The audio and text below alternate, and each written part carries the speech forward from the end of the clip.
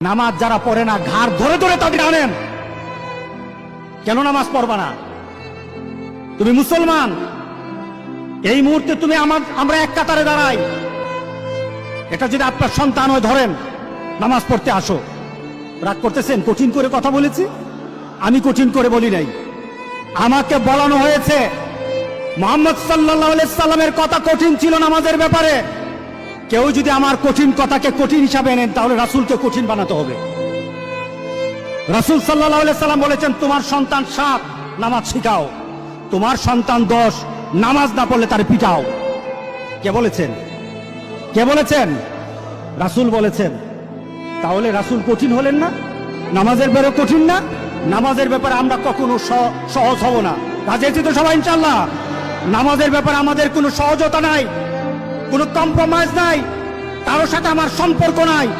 নামাজ আছে তো সম্পর্ক আছে, নামাজ নাই আল্লাহর সাথে তার সম্পর্ক নাই, আমার সাথে তার কোনো সম্পর্ক নাই। আপনি ঘোষণা দেন, পরিবেশ সুন্দর হয়ে যাবে, তওবা কবুল হবে, আল্লাহ আমাদেরকে রক্ষা করবেন, আল্লাহ আমাদেরকে রক্ষা করবেন ইনশাআল্লাহ।